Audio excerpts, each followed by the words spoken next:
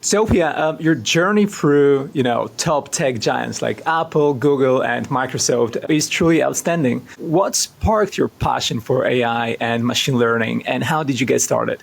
Actually, I was an engineer. I created hardware for computers and cell phone. And I was talking to my parents about what I do, which is I make the equipment that makes the chip that's the brain of a computer. Yeah. And they had no idea what I was doing. Like that made no sense to them in the early 2000s. So they asked me to send a picture.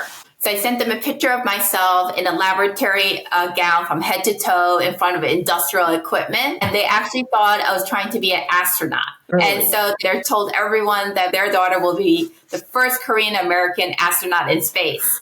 Obviously, that was so very cool. Far from the truth.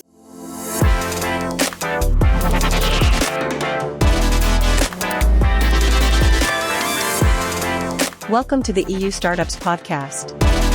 Sit back and enjoy the show hosted by Marcin Lewandowski. EU Startups Podcast is brought to you by Vanta. If you're building a SaaS business, achieving compliance with SOC 2, ISO 27001, or other in-demand frameworks can unlock major growth for your company and establish customer trust. However, this process is often time-intensive and costly. Vanta automates your compliance work, getting you audit-ready quickly and saving you up to 85% of associated costs. And Vanta scales with your business, helping you continuously monitor compliance, unify risk management, and streamline security reviews. Join 8,000 global companies like Synethsia, Flow Health, and Alica Bank that use Vanta to build trust and prove security in real time. Our audience gets a special offer of $1,000 off Vanta at vanta.com/EU startups. That's VANTA.com/EU startups. Hey everyone, this is Marcin Lewandowski and you're listening to the EU Startups Podcast. My guest today is Sophia Velastegui, former Chief AI Officer at Microsoft and Fortune 100 executive who has worked with Apple, Google, and many other great companies. Sophia, welcome to the show. So awesome to have you. Thank you for having me here. It's a great honor to be part of this EU Startup Podcast studio. Amazing. So excited to have you. Sophia, your journey through, top tech giants like Apple, Google, and Microsoft is truly outstanding. What sparked your passion for AI and machine learning, and how did you get started? Yeah. Actually, I was an engineer. I created hardware for computers and cell phone. And I was talking to my parents about what I do, which is I make the equipment that makes the chip that's the brain of a computer. Yeah. And they had no idea what I was doing. Like that made no sense to them in the early 2000s. So they asked me to send a picture. So I sent them a picture of myself in a laboratory gown from head to toe in front of industrial equipment. And they actually thought I was trying to be an astronaut. Oh, really? And so they, through Bible study and their church, told everyone that my daughter or their daughter will be the first Korean American astronaut in space. Obviously, that was so very cool. Far from the truth. And so, but that helped me think about what is it that I want to do. And I want to make technology available for other people who love technology and what it could do for them. Yeah. But they themselves are not technologists. And so I pivoted into Apple in the early days of 2009 or so, where iPhone recently launched. And I noticed for every iPhone, there was unlimited apps. Yeah. And the apps that did the best all had AI infused in it. And so that's when I decided I need to pivot my career to do more things with AI. Yeah. And I did that in Apple, and then even more so in Google, and then 100% in AI machine learning at Microsoft. That sounds awesome. So, Sophia, what's the coolest project you've worked on? Because it sounds like there are so many, so probably hard to choose one. What was the coolest and what made it so special? Yeah. One of the things that I'm very proud of and one of the coolest projects is joining Microsoft in 2017. And let me tell you what people thought of Microsoft in 2017 was 180 degrees different than how people are thinking of it in 2024. Right. And so part of what Satya was trying to do is transform the company to be an AI company, as well as the culture transformation. And I was part of the executive cohorts that was brought in to go help that. So not only was there's the technical aspect, which is going from a software company to an AI company, and specifically Gen AI, the first of its kind, but also the culture that needs to be changed so you can lean in further on the AI evolution that's happening. That's super cool. Sophia, what's I asked you for the coolest project, but then I'm also curious, what's your most expensive mistake, and what did you learn from it? Well, I can't state about the most expensive, but I would say that AI products tend to be expensive because of the fact that they need an infrastructure investment associated with it. Yeah. And with Gen AI, as you know, with the NVIDIA GPU chip, it's very expensive. So billions of dollars are being spent in order to really develop that robust AI system. But what is really amazing is that even if it is a mistake or a challenge or more expensive, is that what is it that you're trying to do? What is the end goal you're trying to do? And how can you use experimentation to learn from the challenges you face to make that product that much better in the future? True. I know. There's one story you were telling me about, like a very expensive bill that there's some communication. I know it was between Microsoft or Apple and Samsung, and you were involved in like one of the most expensive bills there in history. Yes, was a great memory on some of our past conversation. Is that this was like shortly after Samsung and Apple were in the core suing each other about the iPhone design and proprietary information. And shortly after the judgment, which was in favor of Apple, we had a major deal with Samsung, and it ended up being the most expensive deal that we had to bring forward to Tim Cook on the first year that he became CEO. So it was a very, very big dollar amount. And at that moment, I had the distinction of bringing the biggest deal size to Tim and Apple history at that time. And you don't want to be that person, right?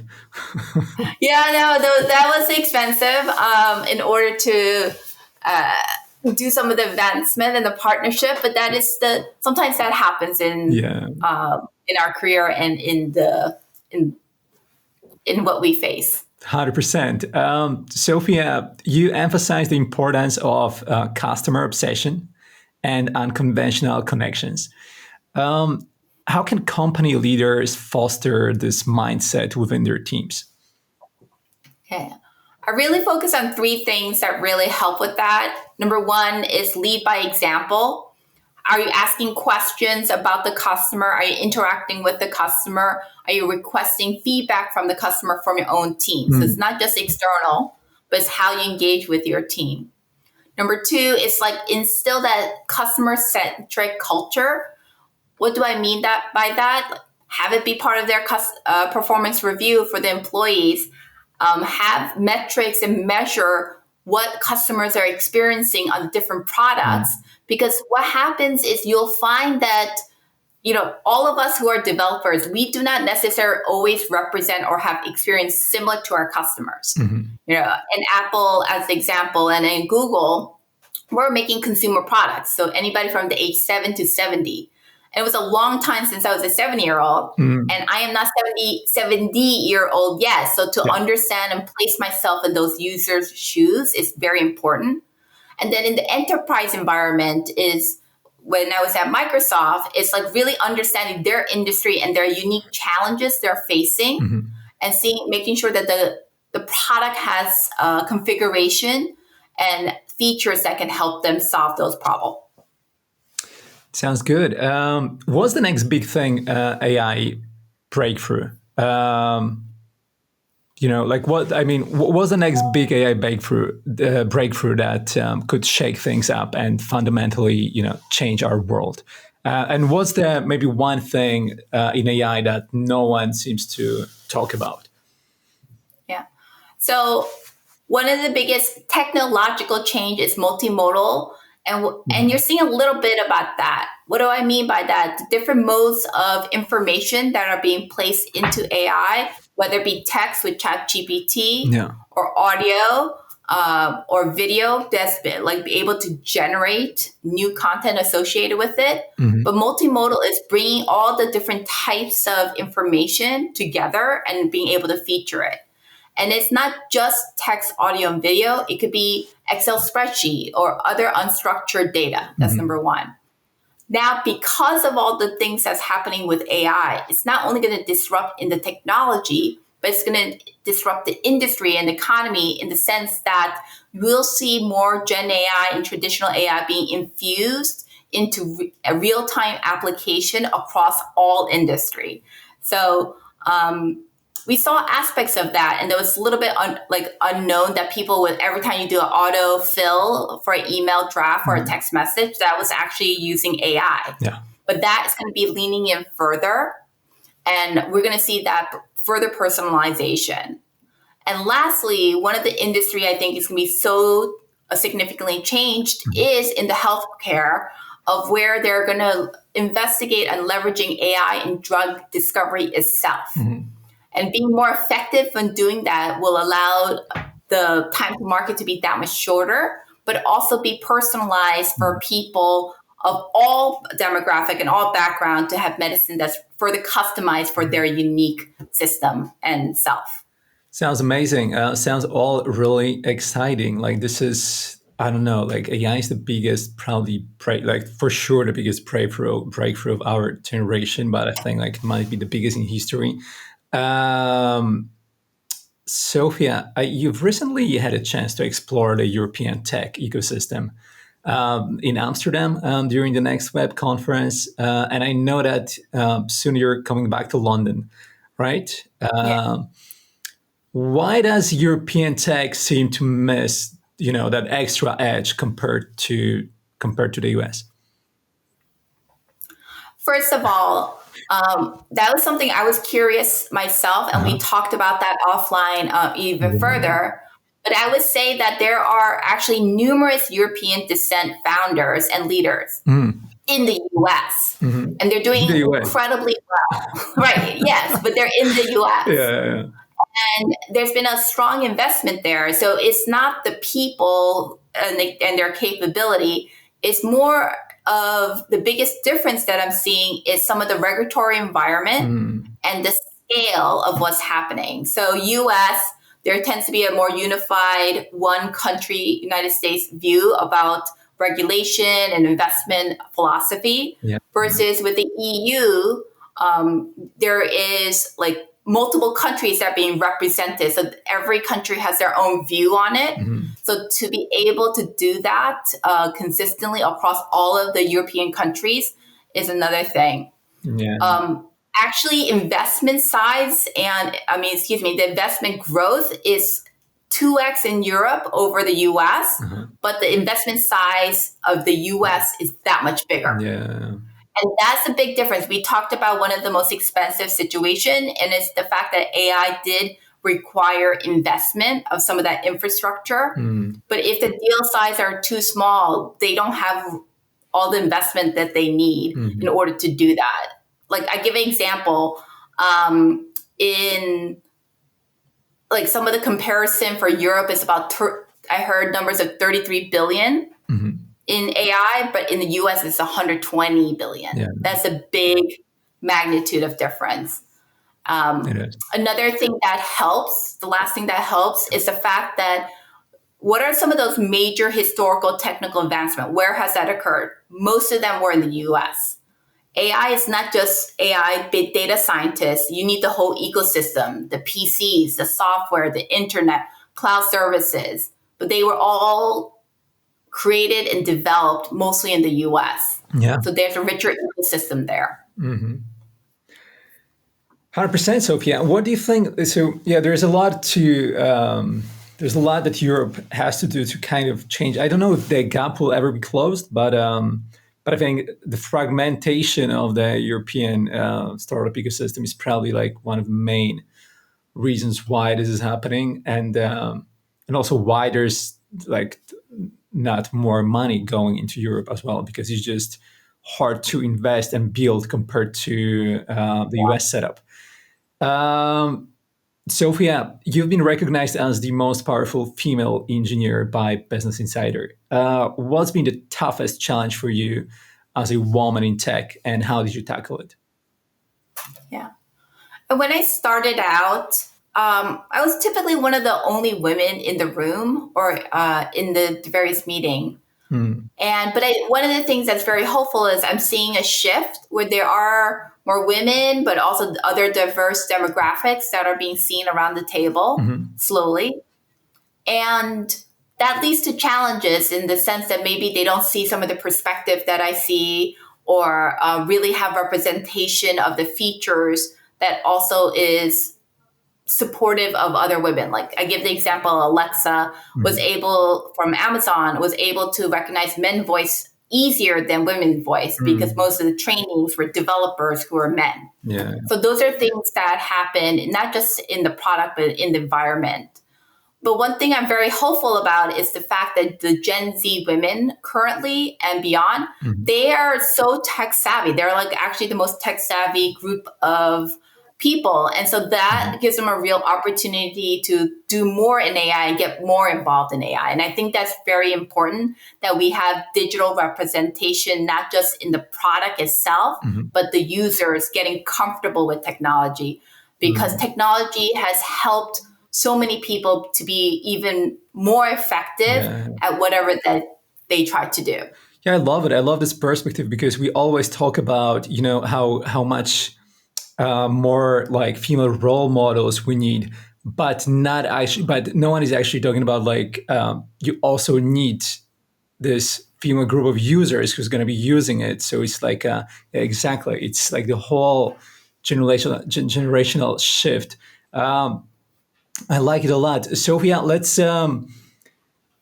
let's talk about juggling, a high pressure career like yours with your personal life. What do you do to, keep the balance? Yeah, you're absolutely correct. We discussed about the fact that sometimes I find myself traveling 50, 60% of the time. And the one thing is that I don't have a lot of quantity of time with my family, but I will make sure that whatever time I have, there's a quality in the time and really being focused and present and engaged with my family. I think that's super important.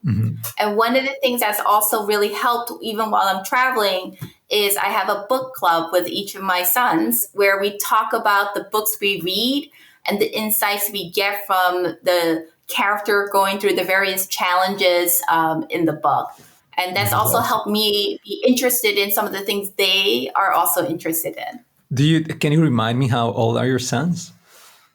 My oldest is 16, my youngest is 12. And so we've had this book club for about 5 years now. And we read about one book a month per child. So it's been a lot of book reading, especially on plane flights and so forth. And so do you have any, do you have like a favorite moment, or like some, a character that you really like to break down, or one of your sons did,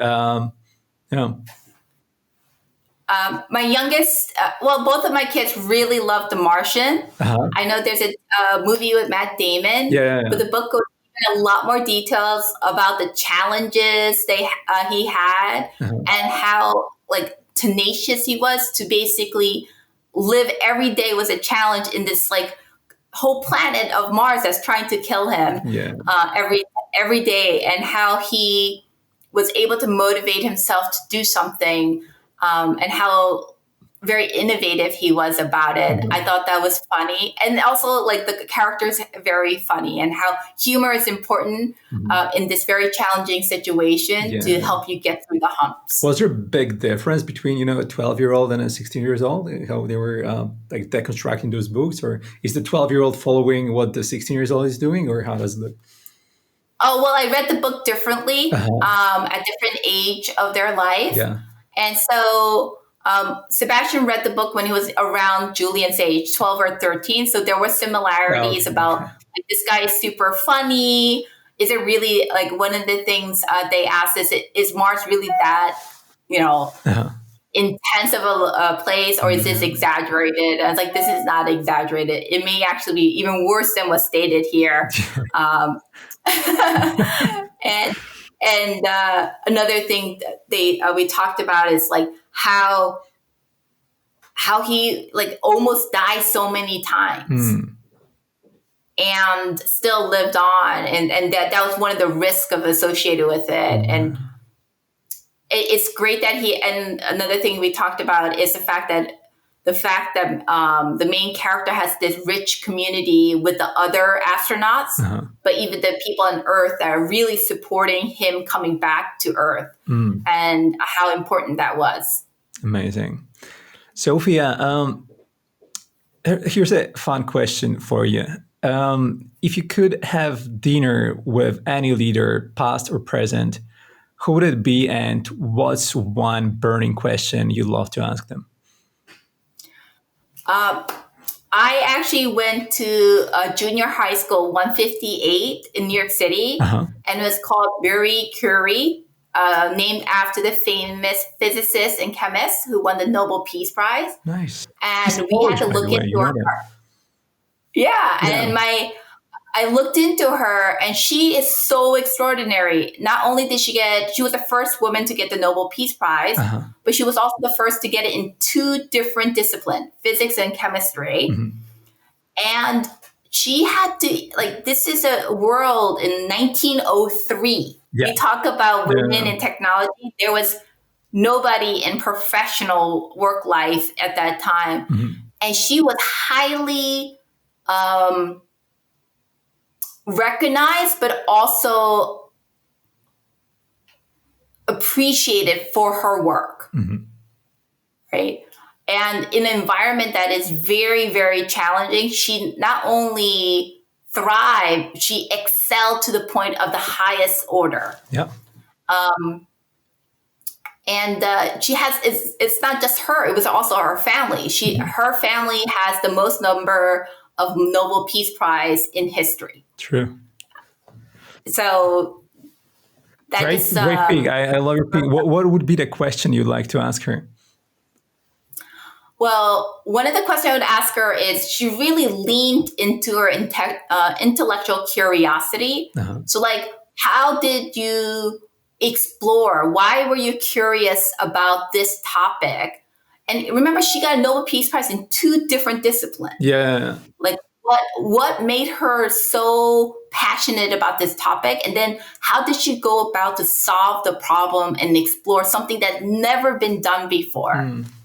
I find that to be extraordinary. And she actually passed this down not only to herself, but with her husband, her daughter, the son-in-law. Like, there's a whole generation and family that she got so interested in this topic. How to maintain that for decades. She did this for 30 years or so before she passed away. But it's amazing, Sophia. I'm now curious as well. Reflecting on your career and leadership journey, what's one lesson or piece of advice you wish you had just starting out? Lean into your intelligent curiosity throughout your career. Can you ask the question again? So, reflecting on your career and leadership journey, what's one lesson or piece of advice you wish you had, when you were just starting out? It would be to lean into your curiosity, but also be intentional about your career. And realize that you can't do it alone. You need an intentional community and network that'll support you in your career goals, right? It's been an amazing journey, because if you're curious and you're interested in something, you're passionate about it, it's less likely a grind and work. It's just something you find pleasant, but also recognize that there's many things you may be interested in, like with 4 or 5 things. But where is there a lot of like signals that saying this is going to grow, this is going to be a high growth area? That's the area to be a lot more strategic about how to focus yourself. Amazing. Sophia, thank you so much for your time. It's been amazing to have you on the show. The conversation has been great and really insightful. I think people will love it. I wish you all the best, and I hope to see you soon. Okay. Thank you so much for having me here. It's been amazing to talk to your community, both in Europe and around the world.